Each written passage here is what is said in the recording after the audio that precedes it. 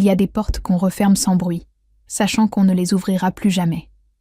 Gabrielle avait 35 ans le jour où elle est rentrée chez elle et a trouvé quelqu'un d'autre assise à sa place.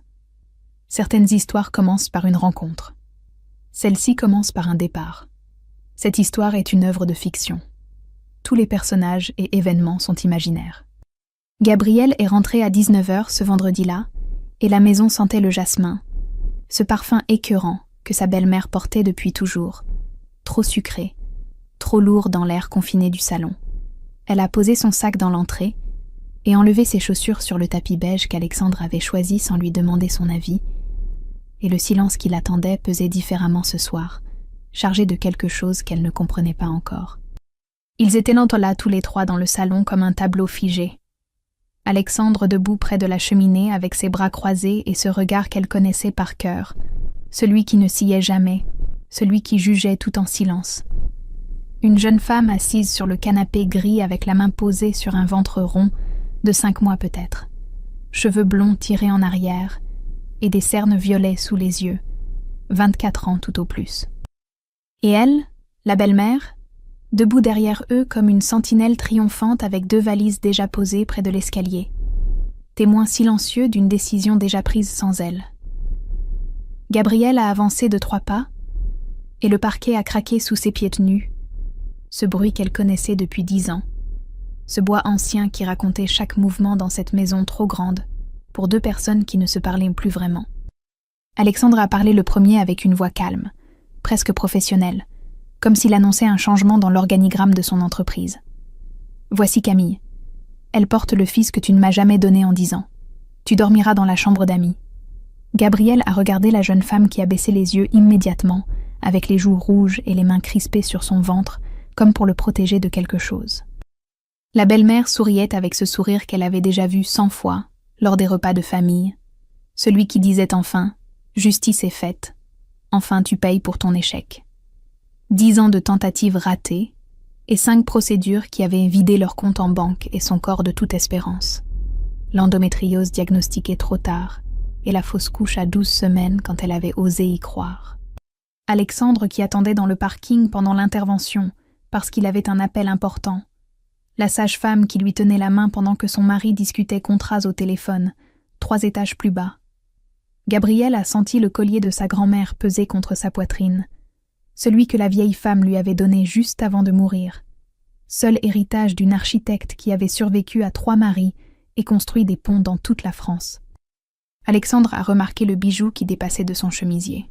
« Tu gardes encore ce vieux truc », a-t-il dit avec une voix plate, presque lasse. C'est pathétique. Quelque chose s'est brisé dans la poitrine de Gabrielle à cet instant précis, quelque chose de si fin et de si ancien, qu'elle a senti la fissure se propager comme une fêlure dans du verre. Elle a regardé cet homme qu'elle avait épousé à 25 ans, cet homme pour qui elle avait abandonné le concours de la gare de Lyon, pour qui elle avait rangé ses carnets de croquis dans une armoire fermée à clé, pour qui elle avait passé 10 ans à sourire poliment pendant que sa mère lui demandait chaque dimanche quand viendrait l'héritier. Elle a souri. Pas un sourire de politesse, pas un de ces sourires fatigués qu'elle portait comme un masque depuis des années. Un sourire qui venait de plus loin, de plus profond, de plus froid. Un sourire qui disait « Je viens de comprendre quelque chose que tu ne comprendras jamais. » Elle a pris ses clés dans la coupelle de l'entrée, celle rapportée de Venise il y a 10 ans, quand il croyait encore être heureux, quand Alexandre lui prenait la main dans les ruelles étroites, quand il l'appelait encore par son prénom au lieu de simplement dire « elle » ou « tu ». Le métal était glacé contre sa paume, et elle a refermé ses doigts dessus comme sur une arme. Son sac à main posé près de la porte. Son téléphone glissé dans la poche de son manteau. Rien d'autre. Pas de valise, pas de carton, pas de scène, pas de cris, pas de larmes, juste ce mouvement simple de prendre ses affaires et de partir comme si elle sortait acheter du pain. Elle a marché vers la porte, et personne n'a bougé. Alexandre figé près de la cheminée, Camille recroquevillée sur le canapé, la belle-mère triomphante près des valises. Gabrielle a ouvert la porte et senti l'air froid de novembre contre son visage. Elle est sortie. La porte s'est refermée derrière elle. Pas de claquement, pas de violence, juste le déclic doux du verrou qui se ferme, ce petit bruit définitif qui marque la fin de quelque chose. Dehors, Paris était déjà noir, et les réverbères jetaient des flaques de lumière orange sur le trottoir mouillé. Gabriel a marché jusqu'à sa voiture garée 3 rues plus loin et déverrouillé les portières, s'est glissée derrière le volant. L'habitacle sentait le cuir froid, et elle a posé ses mains sur le volant sans démarrer le moteur, simplement assise là dans le noir, regardant les lumières de la ville trembler à travers le pare-brise embué. Elle ne pleurait pas. Pas encore. Quelque chose en elle refusait de se briser maintenant. Refusait de donner à Alexandre cette victoire supplémentaire. Elle a démarré le moteur et allumé les phares. Et elle a roulé sans destination précise dans les rues désertes jusqu'à ce qu'elle se retrouve près de la Seine, garée le long du quai avec les lumières de Paris qui dansaient sur l'eau noire comme des lucioles mourantes.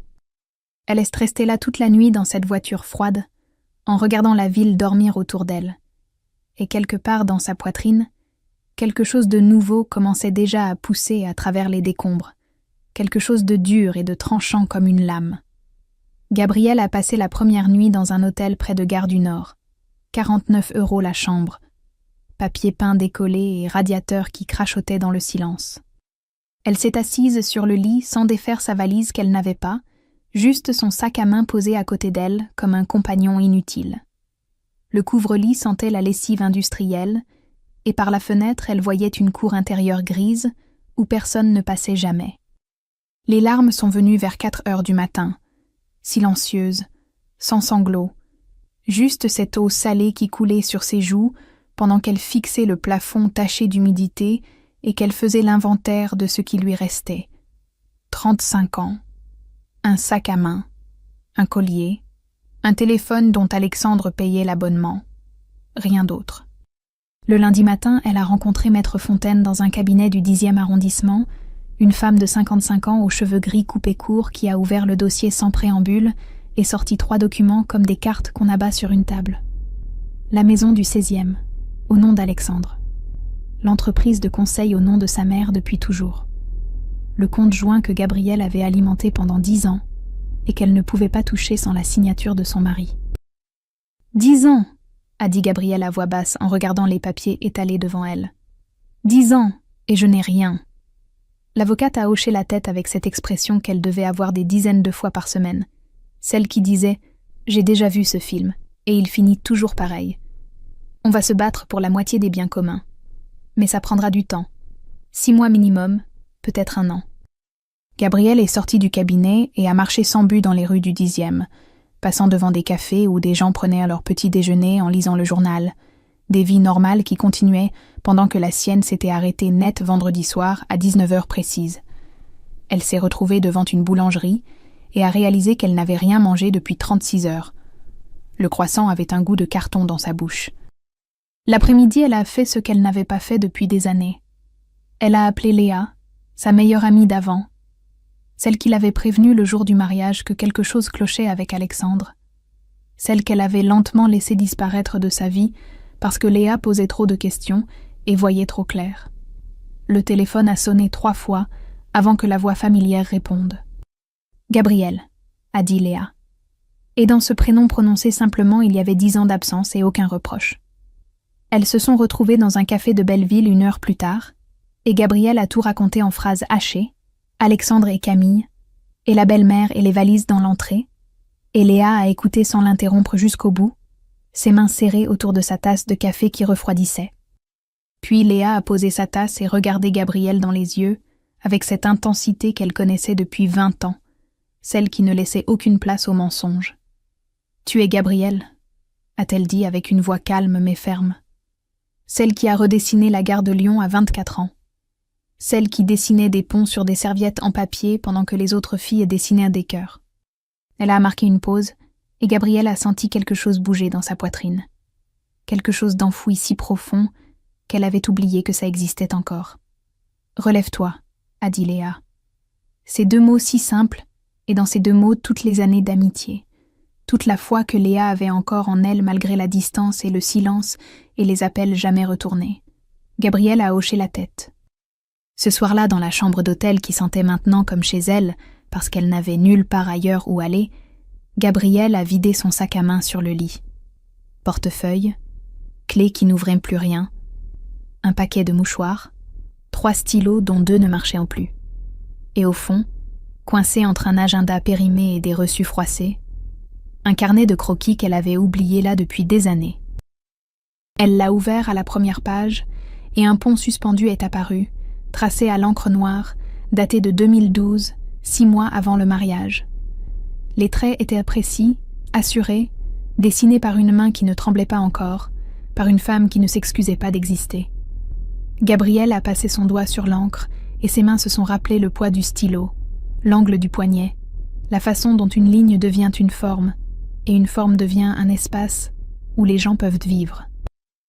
Elle a tourné les pages lentement, et chaque dessin était comme une lettre d'une ancienne version d'elle-même, celle qui croyait encore que l'architecture pouvait changer le monde, celle qui restait debout toute la nuit pour finir un projet parce que rien d'autre ne comptait.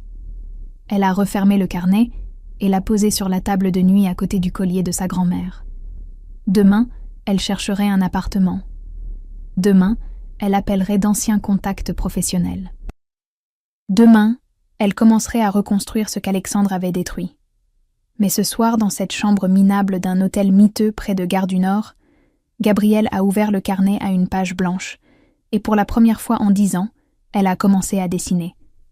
Gabrielle a trouvé un studio à Belleville le mercredi suivant, 18 mètres carrés au 5e étage sans ascenseur, 600 € par mois qu'elle a payé avec l'argent que Léa lui avait prêté sans poser de questions. Les murs étaient jaunes délavés, et par la fenêtre, elle voyait les toits gris de Paris s'étendre jusqu'à l'horizon, si différent de la vue du 16e, où tout était propre et ordonné et mort. Le métro ligne 2 passait toutes les 4 minutes et faisait trembler les vitres. En bas, il y avait un café algérien qui s'appelait Chez Mahmoud et qui sentait le café brûlé dès 6 heures du matin. Gabrielle a posé son sac sur le matelas gonflable que Léa avait apporté et elle s'est assise par terre au milieu de cet espace vide qui était à elle, seulement à elle. Et quelque chose dans sa poitrine s'est desserré pour la première fois depuis vendredi. Le lendemain, elle a commencé à chercher du travail, et c'est là qu'elle a découvert ce qu'Alexandre avait fait pendant qu'elle dormait encore dans leur lit conjugal, sans se douter de rien. Elle a appelé 3 anciens contacts professionnels, et les 3 ont trouvé des excuses polies pour raccrocher vite. Le 4e a été plus direct. « Écoute, Gabrielle, on a entendu des choses, des rumeurs sur ta stabilité mentale, les traitements hormonaux, des absences fréquentes. Je suis désolée, mais on ne peut pas prendre ce risque. » Elle a raccroché et regardé son téléphone longtemps, très longtemps, et elle a compris qu'Alexandre avait méthodiquement détruit sa réputation pendant qu'elle essayait de tomber enceinte pour lui faire plaisir. 10 ans à s'effacer, et maintenant elle n'existait même plus professionnellement. L'entretien chez l'agence du Marais le vendredi a été pire encore. Le directeur des ressources humaines a évité son regard dès qu'elle s'est assise. Il a feuilleté son portfolio sans vraiment le regarder, et refermé le dossier avant même qu'elle ait fini de parler. « Nous cherchons un profil plus stable », a-t-il dit avec un sourire gêné. « Vous comprenez ? » Non. Gabrielle est sortie du bâtiment, et Alexandre l'attendait sur le trottoir, appuyé contre une voiture noire qu'elle ne connaissait pas, costume anthracite impeccable, et ce sourire qu'il utilisait pour négocier des contrats difficiles. « Gabrielle, » a-t-il dit en s'approchant comme si de rien n'était. « Ça suffit maintenant. Tu as fait ton petit caprice, tu as prouvé ton point. Rentre à la maison. » Elle l'a regardé, et pour la première fois depuis 10 ans, elle l'a vraiment vu, cet homme qui croyait pouvoir tout acheter, tout contrôler, tout posséder. Elle a pensé à la jeune femme enceinte assise sur leur canapé, aux valises dans l'entrée, à sa belle-mère triomphante, à 10 ans de sa vie résumée en une phrase cruelle prononcée sans même hausser le ton. « Non », a-t-elle dit simplement. Le sourire d'Alexandre a vacillé. « Sois raisonnable. Camille n'est rien, c'est juste une solution pratique. Tu peux rester, on peut continuer comme avant. Tu auras ta chambre, ta liberté. On est une famille, Gabrielle. » « Une famille », a répété Gabrielle, et le mot sonnait faux dans sa bouche. Étranger. Tu m'as remplacée par une femme de 24 ans pour qu'elle te donne l'héritier que je ne pouvais pas te donner. Tu as installé ta mère dans ma maison. Tu as saboté ma réputation professionnelle. Et tu appelles ça une famille. Alexandre a fait un pas vers elle et elle a vu quelque chose de nouveau dans ses yeux, quelque chose qui ressemblait à de l'incertitude. Tu ne comprends pas la pression que j'ai, les attentes de ma mère, l'entreprise qui a besoin d'un successeur. J'ai fait ce qu'il fallait faire. Ce que tu as fait, a dit Gabriel avec une voix calme qui ne tremblait pas, c'est détruire 10 ans de ma vie parce que mon corps ne fonctionnait pas comme tu le voulais. Tu m'as effacé. Mais je ne vais pas disparaître pour te faciliter les choses.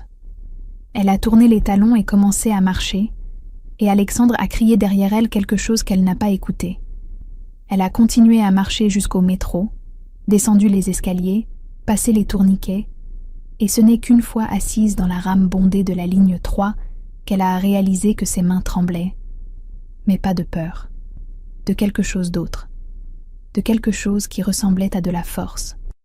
Le soir même, son téléphone a sonné 17 fois. Alexandre d'abord, puis sa belle-mère avec des messages de plus en plus menaçants parlant d'avocats et de procédures et de tout ce qu'elle allait perdre. Gabriel a mis le téléphone en silencieux et ouvert son ordinateur portable. Un email attendait dans sa boîte de réception, envoyé 3 heures plus tôt par un certain Marc Dubois, qu'elle a mis quelques secondes à situer. Son ancien professeur d'architecture, celui qui avait dirigé son mémoire sur les espaces publics et les ponts urbains, celui qui lui avait dit un jour qu'elle avait un don pour créer des lieux où les gens se sentaient moins seuls. Gabriel, j'ai appris par des collègues que tu cherchais des projets. Je monte une petite structure de promotion immobilière sociale, des écoles, des centres communautaires, ce genre de choses. J'ai un projet de rénovation d'une école maternelle à Montreuil, 15 000 € d'honoraires. Rien de glorieux, mais c'est un début. Si ça t'intéresse, appelle-moi. Marc. Gabriel a relu l'email 3 fois. 15 000 €, c'était dérisoire comparé à ce qu'elle gagnait avant. C'était un projet minuscule dans une banlieue que personne ne regardait. C'était presque symbolique. Mais c'était un début. Elle a répondu en 4 lignes qu'elle était intéressée et disponible immédiatement. Le lendemain, elle a fait quelque chose qu'elle ne faisait plus depuis qu'Alexandre avait décidé que c'était du gaspillage. Elle est entrée dans une brasserie du 11e arrondissement et s'est assise à une table près de la fenêtre. Quand la serveuse est venue prendre sa commande, Gabriel a regardé le menu et pointé du doigt le plat le plus cher. Le magret de canard, a-t-elle dit, et un verre de Bordeaux. La serveuse a hoché la tête sans rien demander, et Gabriel est restée assise là à regarder les gens passer dans la rue. Des vies qui continuaient, pendant que la sienne recommençait lentement, difficilement, douloureusement. Le magret est arrivé 10 minutes plus tard. Rose à l'intérieur comme elle l'aimait, accompagnée de pommes de terre dorées et d'une sauce au poivre qui sentait le cognac. Elle a coupé le premier morceau et l'a porté à sa bouche, et le goût était si bon qu'elle a fermé les yeux. Chaque bouchée était une petite victoire, une petite liberté arrachée à 10 ans de vie contrôlée. Elle a payé l'addition avec sa carte bancaire personnelle, celle qu'Alexandre ne pouvait pas bloquer parce qu'elle l'avait ouverte avant le mariage, et en sortant du restaurant, elle s'est surprise à sourire. Un vrai sourire cette fois. Pas un masque. Gabriel a rencontré Marc dans un café de Montreuil un mardi matin, et il avait vieilli depuis l'université, cheveux gris aux tempes et rides au coin des yeux, mais le même regard direct qui ne mentait jamais. Il a ouvert un dossier cartonné et étalé les plans de l'école maternelle sur la table entre leurs tasses de café. C'est un petit projet, a-t-il dit sans chercher à embellir la réalité. Budget serré, délai court, mairie tatillonne. Mais les enfants méritent mieux que ce qu'ils ont. Gabriel a regardé les plans et vu les salles de classe exiguës, la cour en béton fissuré, les sanitaires vétustes. Elle a vu aussi ce que ça pourrait devenir avec un peu d'imagination et beaucoup de travail. Un espace où des enfants de 3 ans pourraient apprendre à exister dans le monde. « Je le prends », a-t-elle dit. Marc a souri et tendu la main par-dessus la table. « Bienvenue à bord. » Voici les semaines suivantes. Gabrielle a travaillé comme elle n'avait pas travaillé depuis des années. Nuit blanche penchée sur son ordinateur dans le studio de Belleville, pendant que le métro faisait trembler les murs toutes les 4 minutes. Elle a redessiné la cour en créant des zones de jeu à différentes hauteurs, transformé les sanitaires en espaces lumineux avec des carreaux de couleur, ouvert les salles de classe sur l'extérieur avec de grandes baies vitrées. Elle allait sur le chantier 3 fois par semaine et marchait dans la poussière de plâtre, en écoutant les institutrices lui raconter ce dont elles avaient besoin. Vraiment besoin. Pas ce que l'administration pensait qu'elles devaient avoir. Les enfants couraient dans la cour pendant la récréation et criaient en jouant, et leur voix résonnait contre les murs en travaux, comme une promesse de vie qui recommence. Un jeudi après-midi, Gabrielle est entrée chez un coiffeur de Belleville, un salon minuscule tenu par un homme algérien qui ne parlait pas beaucoup. Elle s'est assise sur le fauteuil et regardait ses cheveux longs dans le miroir, ses cheveux qu'Alexandre aimait toucher comme s'ils lui appartenaient. « Coupé », a-t-elle dit. « Court. Un carré strict. » Le coiffeur a hésité. « Vous êtes sûr? C'est très long. Ça fait des années peut-être. »« Je suis sûre. » Les mèches sont tombées sur le sol comme des années qui s'effaçaient, et quand le coiffeur a fini, Gabrielle a regardé la femme dans le miroir, cheveux coupés au niveau de la mâchoire, nuque dégagée, et elle a souri à cette étrangère qui lui ressemblait, mais qui ne baissait plus les yeux. 25 €. Elle a laissé 5 € de pourboire. Le vendredi suivant, elle a croisé Camille dans un café du Marais. La jeune femme était assise près de la fenêtre avec un ventre énorme maintenant, 6 mois peut-être, et la belle-mère était installée 2 tables plus loin comme une sentinelle qui surveillait chaque mouvement. Camille a levé les yeux quand Gabrielle est entrée, et leurs regards se sont croisés. Pendant une seconde, juste une seconde, Gabrielle a vu quelque chose qu'elle connaissait trop bien dans les yeux de cette fille de 24 ans. La fatigue de quelqu'un qui ne dort plus vraiment. Les cernes de quelqu'un qui pleure en silence. La peur de quelqu'un qui vient de comprendre qu'elle est devenue un pion dans un jeu qu'elle ne contrôle pas. Camille a baissé les yeux la première et posé une main protectrice sur son ventre. Gabrielle a commandé son café à emporter et quitté le café sans se retourner, mais quelque chose dans sa poitrine s'est serré. Quelque chose qui ressemblait à de la compassion pour cette jeune femme qui portait l'héritier qu'on attendait d'elle, sans savoir encore le prix qu'elle allait payer. Marc a commencé à l'inviter à déjeuner après les réunions de chantier, et un jour il a posé sa main sur la sienne par-dessus la table en disant « On pourrait dîner ensemble, parler de choses qui ne sont pas du béton et des normes de sécurité. » Gabrielle a retiré sa main doucement mais fermement. « Je ne cherche pas un sauveur, Marc. Je cherche juste à me relever seul. » Il a hoché la tête et reculé immédiatement, les joues rouges. « Pardon. J'ai mal compris. On continue comme collègues alors. »« Oui, » a dit Gabrielle.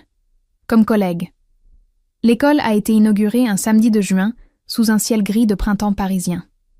Le maire est venu couper le ruban tricolore, et les enfants ont couru dans la nouvelle cour en criant de joie devant les toboggans colorés et les espaces de jeu que Gabrielle avait dessinés pour eux. Une journaliste du Parisien a pris des photos et le lundi suivant, il y avait un petit article en page locale avec une photo de Gabrielle devant l'école et le titre « Une architecte redonne vie à l'école Prévert ». Léa lui a envoyé un message avec 3 émojis cœur et les mots « Je te l'avais dit ». Ce soir-là, Marc l'a raccompagnée jusqu'au métro et avant qu'elle descende les escaliers, il a dit à voix basse « Je crois que je suis amoureux de toi depuis que tu as refusé mon invitation au restaurant. » Gabrielle s'est retournée et l'a regardé. Cet homme patient qui attendait sans presser, qui respectait ses silences et ses refus. « Pas maintenant, Marc, » a-t-elle dit. « Mais peut-être un jour. » Il a souri tristement et hoché la tête. « Je peux attendre. » 3 semaines exactement après le départ de Gabrielle, Camille s'est retrouvée seule dans le bureau d'Alexandre un mercredi après-midi. La belle-mère était sortie faire des courses pour le futur bébé, des vêtements bleus évidemment puisque ce serait un garçon, et Alexandre était à une réunion qui durerait jusqu'à 18h. Camille cherchait des documents médicaux pour la grossesse, perdus dans les tiroirs de ce bureau qu'elle n'avait jamais osé fouiller avant. Elle a ouvert le dernier tiroir du bas et trouvé une chemise cartonnée coincée derrière des dossiers fiscaux. Une chemise qui n'avait pas de label, pas de titre, juste du papier épais beige. À l'intérieur, il y avait des emails imprimés. Le premier venait d'une adresse qu'elle ne connaissait pas. Victoria point quelque chose chez une entreprise de marketing à Londres. Mon chéri, tu me manques terriblement. Quand reviens-tu? 5 ans c'est long sans toi ici. Daté de 2 semaines plus tôt. Camille a relu la phrase 3 fois. 5 ans. Elle a continué à feuilleter, et les emails racontaient une histoire qu'elle ne voulait pas comprendre. Alexandre qui avait une maîtresse à Londres depuis 5 ans. Alexandre qui détournait de l'argent de l'entreprise familiale, 400 000 € disparus dans des comptes aux îles Caïmans. Et puis les emails entre Alexandre et sa mère, cela était pire que tout le reste. L'opération Camille se déroule comme prévu. Elle est naïve, elle ne comprend rien. On la garde jusqu'à l'accouchement. Ensuite, on lui donne 20 000 € et elle signe l'abandon. Elle n'a rien. Elle ne peut rien faire. Elle sera reconnaissante. La réponse de sa mère 3 lignes plus bas. Parfait. Et pour l'échographie ? Je m'en occupe. Elle pense que c'est un garçon. Personne ne lui dira que c'est une fille avant la naissance. Ça nous laisse le temps. Camille a posé les papiers sur le bureau et ses mains tremblaient tellement qu'elle ne pouvait plus les contrôler. Une fille. Elle portait une fille depuis le début et ils lui avaient menti. Ils avaient tous menti. L'échographiste payé pour dire ce qu'il fallait dire, la belle-mère qui achetait du bleu en souriant, Alexandre qui parlait de son héritier comme si c'était déjà décidé. Elle était juste un ventre, un outil, une chose. La porte s'est ouverte à 17h, et Alexandre est entré avec son téléphone à l'oreille, et il s'est figé en voyant Camille debout derrière son bureau, avec les emails éparpillés devant elle. Il a raccroché lentement. « Camille », a-t-il dit avec cette voix calme qu'il utilisait pour les situations difficiles. « Ce n'est pas ce que tu crois. C'est une fille », a dit Camille, et sa voix ne tremblait pas encore. « Tu m'as menti depuis le début. Vous m'avez tous menti. » Alexandre a fait un pas vers elle et quelque chose dans son regard a changé, quelque chose de dur et de froid qui est remonté à la surface. « Tu ne comprends rien. C'est pour l'entreprise, pour la famille. Tu devrais être reconnaissante. On t'a donné un toit. De l'argent. 20 000 €, a coupé Camille en brandissant l'email. C'est le prix pour mon bébé ? Alexandre a tendu la main pour reprendre les papiers et Camille a reculé. Il a avancé encore et attrapé son bras. Serré fort, trop fort. Donne-moi ça. Tu ne sais pas dans quoi tu mets les pieds. Camille l'a giflé de toutes ses forces avec sa main libre et le bruit a claqué dans le silence du bureau. Alexandre a lâché son bras et porté la main à sa joue, incrédule. « Petite conne », a-t-il sifflé. Camille a ramassé les emails, les a fourrés dans son sac et couru vers la porte. Elle a monté l'escalier 4 à 4 malgré son ventre énorme, jeté des vêtements dans une valise, attrapé son passeport et son portefeuille. Alexandre criait en bas, des menaces qu'elle n'écoutait plus. Elle est sortie dans la nuit de Paris sous une pluie fine qui commençait à tomber, enceinte de 7 mois, sans savoir où aller, juste cette adresse trouvée dans les papiers de l'avocate lors d'une convocation, Gabrielle quelque chose, Belleville. Le métro était bondé, et les gens évitèrent de regarder cette jeune femme trempée qui pleurait en silence. Camille est descendue à Belleville et demandé l'adresse à 3 personnes avant de trouver l'immeuble, 5e étage sans ascenseur, une porte bleue, au bout d'un couloir sombre. Il était 2h du matin quand elle a frappé. La porte s'est ouverte, et Gabrielle était là en pyjama avec les cheveux courts que Camille ne connaissait pas. Et pendant 1 seconde, elles se sont regardées, la femme qu'Alexandre avait jetée et celle qu'il utilisait pour la remplacer. Camille a ouvert la bouche, mais aucun son n'est sorti, juste des sanglots. « Je sais ce que c'est d'être son jouet », a dit Gabrielle à voix basse. « Entre. » Camille a dormi sur le canapé-lit du studio de Belleville cette première nuit, et quand elle s'est réveillée à 6h du matin, Gabrielle était déjà debout, assise à la petite table près de la fenêtre avec une tasse de café fumante entre les mains. « J'ai appelé mon avocate », a dit Gabrielle sans préambule. « Elle peut te recevoir cet après-midi. » Camille a hoché la tête, la main posée sur son ventre, où le bébé donnait des coups depuis 1 heure, comme s'il sentait que tout avait changé. Les jours suivants, elles ont vécu dans cet espace minuscule, comme 2 survivantes d'un même naufrage, partageant le silence et les tisanes le soir, échangeant peu de mots, mais construisant quelque chose qui ressemblait à une confiance prudente. Camille a montré les emails à Maître Fontaine qui a ouvert un dossier avec une efficacité glaciale et commencé à assembler les preuves. Fraude fiscale, abus de biens sociaux, manipulation. a énuméré l'avocate en classant les documents. On va le détruire légalement. Gabriel a regardé Camille et vu quelque chose de nouveau dans ses yeux, quelque chose qui ressemblait à de la détermination. Il faut une preuve supplémentaire, a dit Camille à voix basse. Quelque chose qui vienne directement de lui. 2 jours plus tard, elle a contacté un ancien ami commun et récupéré les emails que Alexandre avait envoyés à sa maîtresse de Londres, ceux où il se vantait sans retenue. J'ai trouvé une fille de 24 ans pour porter le bébé. Ma mère gère tout. Dans 6 mois, on sera tranquille. Maître Fontaine a lu l'email et sourit pour la première fois depuis le début de l'affaire. Parfait, a-t-elle dit. C'est parfait. Le téléphone de Camille a sonné ce soir-là et le nom de la belle-mère s'est affiché sur l'écran. Gabriel a regardé Camille décrocher. Camille, soyons raisonnables, a dit la voix de la vieille femme, mielleuse et froide à la fois. 50 000 €. Cash. Tu signes un papier, tu disparais, et on n'en parle plus. Camille a regardé Gabriel qui a hoché la tête doucement. Non, a dit Camille avec une voix qui ne tremblait pas. C'est non. Ne rappelez plus jamais. Elle a raccroché et ses mains tremblaient maintenant, mais c'était de soulagement, pas de peur. Un soir, Léa est venue dîner dans le studio avec des plats à emporter chinois et du vin sans alcool pour Camille. Elles ont mangé assises par terre autour de la table basse et Léa a raconté une histoire idiote sur un de ses collègues qui avait confondu 2 clients au téléphone. Gabriel a ri, un rire qui est monté de son ventre et a continué jusqu'à ce que des larmes coulent sur ses joues. Camille l'a regardé avec des yeux ronds. « C'est la première fois que je te vois rire », a-t-elle dit doucement.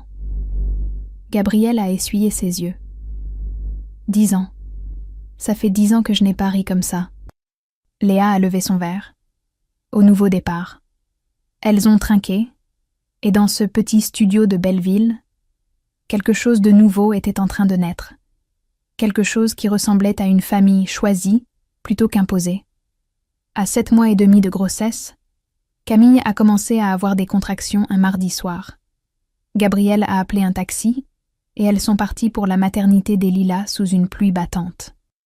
Le travail a duré 14 heures et Gabriel est resté dans la salle tout du long, tenant la main de Camille, pendant que les contractions déchiraient son corps, lui parlant doucement entre 2 poussées, lui disant qu'elle était forte, qu'elle allait y arriver.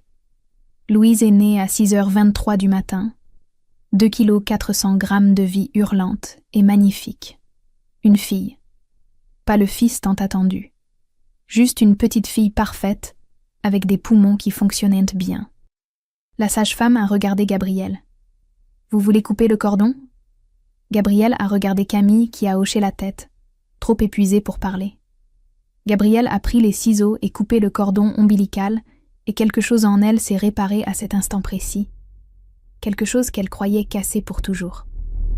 Alexandre n'est pas venu. La belle-mère non plus.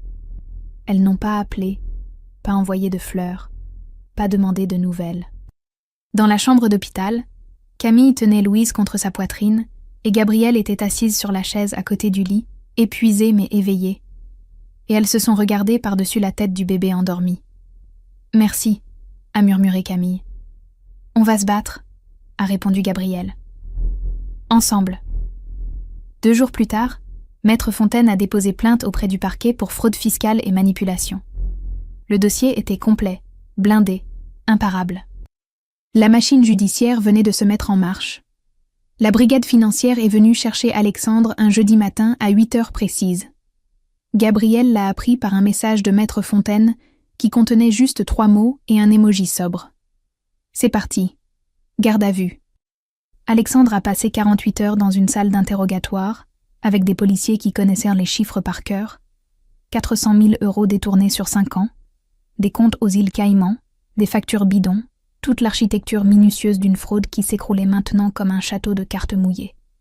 La belle-mère a été convoquée le même jour pour complicité. Les emails entre elle et son fils étaient explicites, la planification froide de l'opération Camille, les mensonges sur le sexe du bébé, les 20 000 € prévus pour se débarrasser de la jeune femme après l'accouchement. Le Figaro a publié un article le samedi en page Société.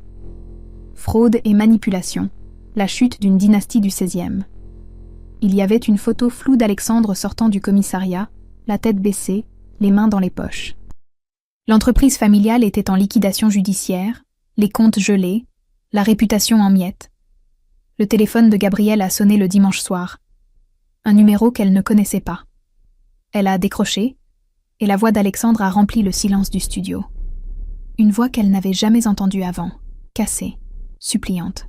« Gabrielle », a-t-il dit, et elle entendait le bruit d'une circulation derrière lui. Il était dehors quelque part, dans une cabine téléphonique peut-être. « S'il te plaît, retire ta plainte. On peut encore arranger les choses. »« Non », a dit Gabrielle. « Je t'aimais vraiment, tu sais, au début. Avant tout ça, on peut recommencer. » Gabrielle a regardé par la fenêtre les toits de Belleville sous le ciel gris de novembre, et elle a pensé à 10 ans de vie effacés, aux FIV ratés, aux dimanches chez sa belle-mère, au body jaune jeté dans une poubelle, à Camille enceinte assise sur son canapé. « Tu m'as pris 10 ans, a-t-elle dit avec une voix calme qui ne tremblait pas. Tu m'as fait croire que j'étais brisée, inutile, coupable. Je reprends ma vie maintenant. » Elle a raccroché et bloqué le numéro. Ses mains ne tremblaient pas. Le jugement a eu lieu 6 mois plus tard, dans un tribunal gris du 17e arrondissement. Gabrielle n'y est pas allée, mais Maître Fontaine l'a appelée après pour lui donner le verdict. 8 mois de prison avec sursis pour Alexandre, 50 000 € d'amende, interdiction de gérer une entreprise pendant 5 ans. La belle-mère a écopé de 6 mois avec sursis et 30 000 € d'amende. Pas de prison ferme parce que c'était une première infraction pour des cols blancs qui savaient s'exprimer devant un juge. Mais la ruine sociale était totale, définitive, irréversible. Le divorce de Gabrielle a été prononcé le même mois. Partage des biens 50-50. Elle a récupéré 180 000 € et des droits sur l'appartement qu'elle a vendu immédiatement. Assez pour recommencer vraiment, pour monter une agence, pour respirer sans compter chaque euro. Un samedi après-midi, Gabrielle est retournée dans la maison du 16e pour récupérer ses affaires personnelles. Les meubles avaient été saisis par un huissier et les pièces étaient vides, juste le parquet qui craquait sous ses pas et l'écho de 10 ans de silence. Elle a rempli 3 cartons avec des livres d'architecture, son carnet de croquis, quelques photos de jeunesse, des vêtements qu'elle aimait vraiment. Elle a laissé tout le reste, les robes qu'Alexandre avait choisies, les bijoux qu'il lui avait offerts, les objets qui sentaient encore sa vie d'avant. Dans l'entrée, la coupelle de Venise était toujours là, abandonnée sur la console. Gabrielle a sorti ses clés de la maison, ses clés qui n'ouvraient plus rien maintenant, et les a posées dedans doucement. Elle est sortie et a refermé la porte derrière elle sans la claquer. Pas de violence, pas de cris, juste le déclic doux de la serrure qui se ferme. Elle n'a pas regardé en arrière.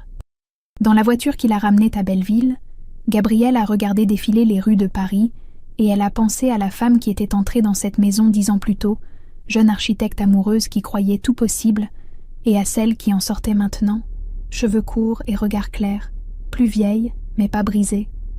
Elle avait survécu. Plus que ça, elle avait gagné.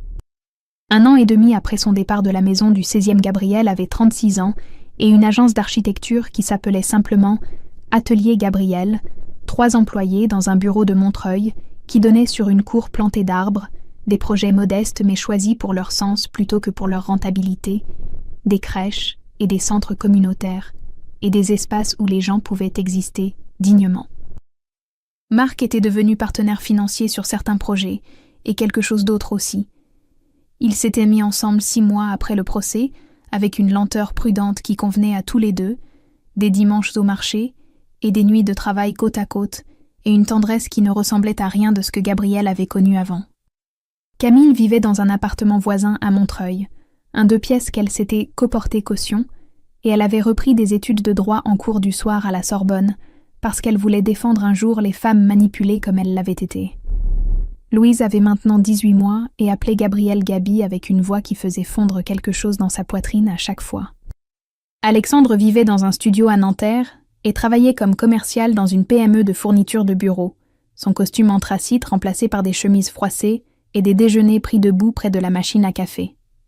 La belle-mère s'était retirée dans un petit appartement à Neuilly, et ne parlait plus à personne, coupée de son milieu social par le scandale qui ne s'effaçait pas malgré les mois qui passaient. Gabrielle ne savourait pas leur chute, parce qu'elle avait compris depuis longtemps que la vengeance ne répare rien. Elle savourait sa propre renaissance, et c'était suffisant. C'était même plus que suffisant. Un jeudi après-midi, elle est entrée dans un café près du Trocadéro, et la belle-mère était assise là près de la fenêtre, cheveux gris mal coiffés et manteau noir élimé, tellement diminué que Gabrielle a failli ne pas la reconnaître. Leurs regards se sont croisés, et la vieille femme a baissé les yeux la première. Gabrielle aurait pu partir, faire comme si elle ne l'avait pas vue, mais quelque chose en elle avait besoin de fermer cette porte une dernière fois. Elle s'est approchée de la table, et la belle-mère a levé les yeux avec une expression qui oscillait entre la peur et quelque chose qui ressemblait presque à de l'espoir. « Gabrielle » a-t-elle commencé avec une voix tremblante. « Je voulais juste un héritier pour perpétuer la famille. Tu ne pouvais pas comprendre, toi qui... Vous avez sacrifié 2 femmes et un enfant pour un nom de famille, » a coupé Gabrielle avec une voix calme et glaciale. « Vous avez échoué. Louise portera le nom de sa mère, pas le vôtre. Jamais le vôtre. » Elle a sorti son portefeuille, posé 10 € sur la table pour le café de la vieille femme et tourné les talons. La belle-mère est restée assise là, vidée, pendant que Gabrielle sortait du café sans se retourner. 2 mois plus tard, l'atelier Gabrielle a été sélectionné pour une exposition à la Cité de l'Architecture et du Patrimoine. Une petite exposition collective sur les architectures de la résilience, des projets qui redonnèrent de la dignité aux espaces oubliés. Gabrielle a accroché ses plans de l'école de Montreuil à côté de croquis pour un futur centre d'accueil pour mères célibataires qu'elle voulait appeler Maison Camille et Louise. Le vernissage a eu lieu un vendredi soir sous les voûtes majestueuses de la cité et 80 personnes sont venues, des collègues et des clients et des gens qui croyaient en ce qu'elle faisait. Marc était là en costume sobre, Camille avec Louise endormie dans une écharpe de portage, Léa qui souriait avec des larmes dans les yeux. Gabrielle a pris la parole brièvement pour remercier, et sa voix ne tremblait pas quand elle a dit que reconstruire des espaces lui avait appris à se reconstruire elle-même. Après les discours, elle est restée devant ses plans accrochés au mur, éclairée par des spots qui faisaient briller l'encre noire sur le papier blanc, et par les grandes baies vitrées, elle voyait le Trocadéro au crépuscule, Paris qui s'étendait devant elle dans des nuances orangées et dorées. Elle a souri, et ce n'était plus un masque ni une arme, c'était juste un sourire vrai qui venait de l'intérieur, de cette partie d'elle qu'Alexandre n'avait jamais pu toucher ni détruire. 2 ans et demi après avoir quitté la maison du 16e Gabrielle, avait 38 ans, et se mariait un samedi matin de juin à la mairie du 20e arrondissement, 25 personnes assises sur des chaises en bois et des roses blanches dans des vases simples, parce qu'elle avait appris que le bonheur n'avait pas besoin d'être bruyant pour être réel. Elle portait une robe couleur crème qui lui arrivait aux genoux et le collier de sa grand-mère par-dessus le tissu. Ce bijou qui avait traversé 3 générations de femmes architectes et qui brillait doucement dans la lumière, filtrant par les hautes fenêtres. Marc se tenait à côté d'elle en costume gris, et quand le maire a prononcé les mots qui les liaient l'un à l'autre, Gabrielle a pensé à toutes les portes qui s'étaient fermées pour que celles-ci puissent s'ouvrir. Louise avait 2 ans et demi maintenant, et courait dans l'allée en jetant des pétales de rose dans tous les sens, sauf dans la bonne direction, ses petites mains maladroites, et son rire qui résonnait contre les murs comme une promesse, que le monde continuait à tourner malgré tout. Camille la suivait en souriant, cheveux relevés et robe bleue marine. Elle était maintenant en 3e année de droit et faisait un stage dans un cabinet qui défendait les victimes de violences conjugales. Elle sortait avec Inès depuis 6 mois, une avocate du cabinet, qui avait des yeux doux et une patience infinie, et Gabrielle les avait vus ensemble la semaine dernière, dans un café de Belleville. Inès qui tenait la main de Camille par-dessus la table, comme si c'était la chose la plus naturelle du monde. Après la cérémonie, ils sont allés déjeuner au Baratin, un bistrot de Belleville avec des nappes à carreaux rouges et du vin de Cahors et des plats simples qui avaient le goût de la vie vraie. Gabrielle s'est levée pour porter un toast, et au lieu de dire merci, elle a fait quelque chose d'autre. Elle s'est agenouillée devant Louise et sortit le collier de sa grand-mère de sous sa robe. « Tu vois ce bijou ?» a-t-elle dit doucement pendant que tout le monde se taisait. « Il appartenait à ton arrière-arrière-grand-mère que tu n'as jamais connue. Elle construisait des ponts, quand les femmes ne construisaient de rien. Un jour, quand tu seras grande, il sera à toi. En attendant, je le garde précieusement pour toi. Louise a touché le pendentif avec ses petits doigts et dit « Joli » avec sa voix qui transformait encore tous les mots en musique, et Camille, derrière elle, pleurait sans bruit, une main sur la bouche. Le lundi suivant, Gabrielle était sur le chantier de la maison Camille et Louise, ce centre d'accueil pour mères célibataires qu'elle avait dessiné comme une forteresse douce avec des espaces privés et des jardins communs et des salles de classe pour que les femmes puissent se former pendant que leurs enfants grandissaient en sécurité. Les murs montaient lentement dans le ciel de Montreuil et elle marchait entre les échafaudages avec son casque jaune en discutant avec les ouvriers polonais qui comprenaient son français approximatif et son envie de bien faire. Louise a couru vers elle depuis l'entrée du chantier où Camille attendait avec son sac de cours. Et Gabrielle l'a soulevée et fait tourner pendant que la petite fille riait aux éclats. Et dans ce rire, elle entendait tout ce qu'elle avait cru perdu pour toujours, la joie et la légèreté et la certitude que la vie valait la peine d'être vécue. Un dimanche après-midi, elles sont allées au but Chaumont, Gabrielle et Marc, et Camille, et Louise et Inès, qui s'intégraient doucement dans cette famille qu'elles avaient construite avec des morceaux brisés et de la patience. Gabrielle s'est assise sur un banc avec son carnet de croquis pendant que les autres jouaient sur la pelouse, et elle a commencé à dessiner l'extension de la maison Camille et Louise. Un deuxième bâtiment pour accueillir plus de femmes, parce que les demandes ne s'arrêtaient jamais. Une jeune femme d'environ 25 ans s'est assise à l'autre bout du banc et pleurait en silence, le visage caché dans ses mains, les épaules secouées de sanglots qu'elle essayait d'étouffer. Gabrielle a regardé Marc qui jouait au ballon avec Louise, puis Camille qui riait avec Inès, puis cet inconnu qui portait la même douleur qu'elle avait portée 3 ans plus tôt. Elle a fermé son carnet et s'est rapprochée doucement. Elle s'est assise à côté de la jeune femme sans dire un mot d'abord, juste une présence dans le silence. Puis après un long moment, elle a parlé avec une voix douce mais ferme qui ne laissait aucune place au doute. « Ça va aller », a-t-elle dit. « Je sais que c'est difficile à croire en ce moment, mais ça va aller, je vous le promets. » La jeune femme a levé les yeux, surprise, vulnérable, et Gabrielle lui a tendu un mouchoir en tissu qu'elle gardait toujours sur elle maintenant.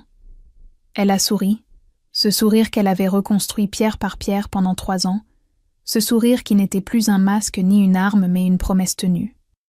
Au loin, Alexandre traversait le parc, silhouette floue avec un sac plastique à la main, cheveux gris et épaules voûtées, et il a aperçu Gabrielle de loin entourée de vie et de lumière et de rire.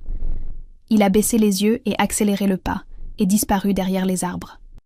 Gabrielle ne l'a même pas vue parce qu'elle regardait la jeune femme qui prenait le mouchoir et commençait à parler, et plus tard elle retournerait vers Marc et Louise, et Camille, et cette famille qu'elle avait choisie, et ce soir, elle dessinerait encore, parce qu'elle avait compris que reconstruire ne s'arrêtait jamais, que c'était un choix qu'on faisait chaque jour de se relever, et de continuer, et de tendre la main à la prochaine femme qui pleurait sur un banc.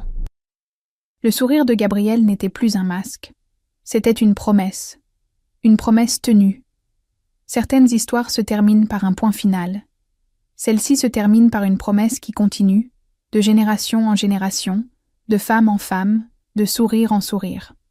Cette histoire vous a touché? Partagez votre ressenti en commentaire. Si elle mérite d'être entendue, abonnez-vous et partagez-la avec quelqu'un qui a besoin d'espoir. Merci d'avoir écouté l'histoire de Gabrielle.